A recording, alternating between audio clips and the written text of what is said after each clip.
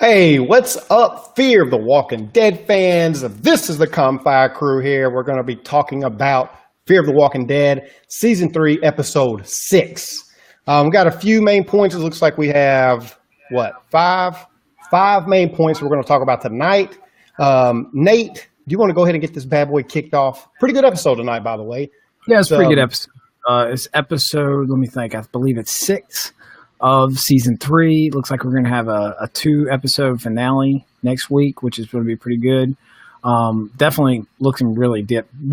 I'm really excited about what's going to happen next week. But yeah, basically they get back. You know, you have the soldier. I think his name is Mike. He's flipping out. He thinks, man, we're going to die. We got some serious issues here. You know, he basically, the way he says it, he's just like, there's Indians, and he freaks everyone out. He's got his dad freaked out. And you can tell, Jeremiah was definitely upset about it and was, he didn't like it. He was really bothered by the whole idea of it. Yeah, Jeremiah normally stays calm. Like his son just pulls a gun out. Like Nick gets in the camp, pulls a gun on his son, and Jeremiah's just kind of cool with it. He's just like, "Hey, calm down." Somebody's house burns down, one of the founders, and he's just kind of like, "Hey, save the water. It's done." But when he's back in his office, he's flipping out, which lets me know there is some bad blood. There is some history there that we're not really getting yet, and I can't wait to find out what that is. Let's move on to the next moment, and that is Troy flips out at the gate. Okay, now this is when Mike and one of the other founders who's been there for 30 years wants to just leave. They pack up their little truck, pack up some horses, pack up a bunch of gear, and they're out of there. Now, this part confused me because where are they going, man? Dude, they have an arsenal at this place. They have food, they have water, they have numbers, they have shelter. I get it. They've been there since the beginning. They don't really understand what's out there. And, maybe it's one of those grass is greener on the other side, but for them to get rattled at the first sign of trouble during the apocalypse just kind of confused me altogether because they was quick to dip, especially somebody who has a friendship of 30 years and spent so much time at the ranch and stuff. I thought that was weird, but come to find out, Mike, that was his childhood friend, and I didn't put two and two together at first, but that's why he was so upset. Like he felt, burned. Not just that they was leaving, but that it was his friend that was leaving and that they were, I don't know, being so scared about everything. And so, yeah, he wanted to go and everybody kind of saw what was up. At that moment, let me ask you, Nate, was you team Jake or Troy in that moment? Because they kind of got into a little tussle there. I was kind of on the side with Troy. I felt like maybe they needed more because even when they approached Jeremiah and he was just like, do what you got to do, and they're like, that's all you're going to say? And then they left. They needed a conversation. They needed some reassurance. They needed some hard love, tough love, something. And Troy tried to do it, but Troy's kind of unable to balance the tough too far kind of thing. You know what I'm saying? So like he went into that moment was kind of be like, listen, you guys need to stop. You need to think. But instead his reaction was, no, you're not leaving. Almost like a kid, like, that gas is mine. You can't take that gas, because he obviously is struggling because you could tell he's not had a very good upbringing. His mom didn't love him. All kinds of mommy issues. So that's causing problems and he can't communicate. But then you got Jake there and he's all passive. Oh, let him go, right. Whatever. That situation obviously didn't pan out that well because then we find out later, that Mike and his family, they're all dead. And that whole sequence there where you found them all shot up on the side of the road. I don't know about you, but the first thing I thought when it was all shot up, I thought, they didn't even make it that far. Like the fact that they left, like you said, it was kind of like, why would you just want to leave when you got this whole situation? They didn't make it that far out. The first thing I thought, which later we proved, made more sense, but first thing I thought was like, there's no way they did this. You know what I'm saying? Something's not right about this situation, and it played out fairly easy. And it was interesting because the whole situation was like, what you referenced to, like the old game Oregon Trail, you go out there and you find they died of dysentery out there. Yeah, they died of dysentery. They have the wagons all toppled over, and you got bows and air, all kinds of stuff going on. The Indians, it was funny, but at the same time, it was kind of rough to see. They got torn up pretty good. Yeah, I was surprised about how easily it did get resolved because at first I thought it was going to be like a mystery. It's like who actually did it? Was it Troy? Was Troy going to say he didn't do it? They solved that really quickly, and we'll get into that in a minute. But let's move on to the next point, which is Madison uses the death of this family to kind of bring the ranch together with no struggle whatsoever, no hesitation.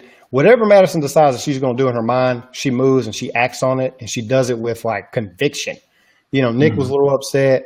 Of course, Jeremiah, he's not a leader. Every situation that has gotten real heated or important, Jeremiah's always in the background. Just like I said before about with his son and stuff, like he's just always just not front and center. Madison took this opportunity to say, hey, I've seen what's happened. Y'all haven't been out there. Trust me, this is the work of, what's the guy's name? Walker?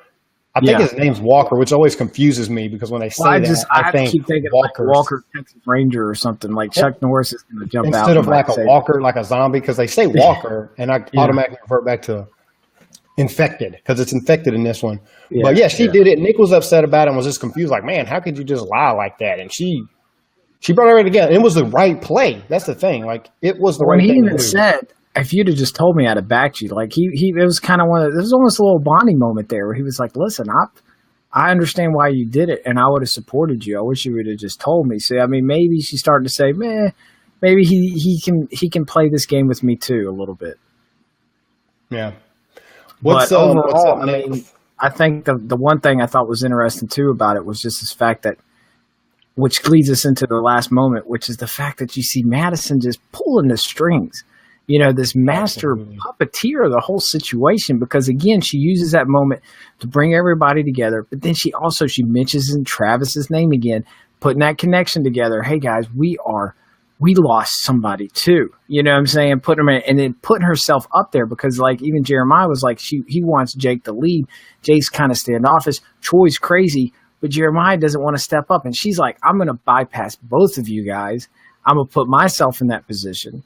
You know what I'm saying? Kind of get people more like, yeah, we're on your side. And then you see her approach Troy and him basically say, yeah, I did it. I didn't mean to do it. You know, almost like a kid. I didn't mean to break the glass. I didn't mean to do this. You know, I was just going there to talk to him, and then some bad words were said, and then I murdered everybody. You know what I'm saying? Like, that's how he was acting. And she's literally sitting there like, well, it's okay. I'm not saying you did the wrong thing, but we're going to do it like this. You know what I'm saying? And then the way she uses that line, she's like, we need you to save us. And he's like, okay. You know what I'm saying? Like, she is playing he didn't him. Say okay. Like, he said, yes, ma'am. Yes, ma'am. That's right. Yeah. That's exactly what I said. I mean, literally like a puppeteer, man.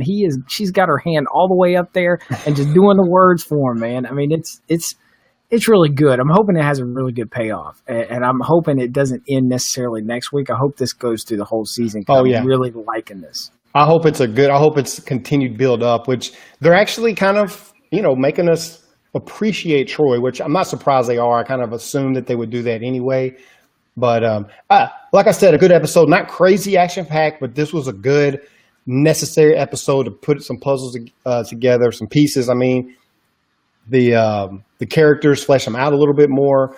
It was good. It was a solid episode. I'm excited for next week. Guys, that's pretty much our top moments for this episode. We're live on Facebook. Obviously, if you're watching on Facebook, we're also live on an interview in Anchor.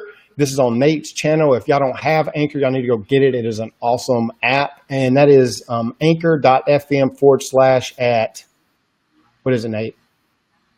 Nerd Talk. Nerd Talk.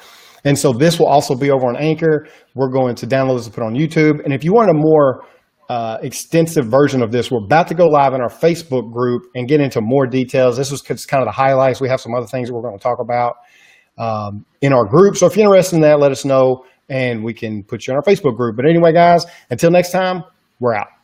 See you later.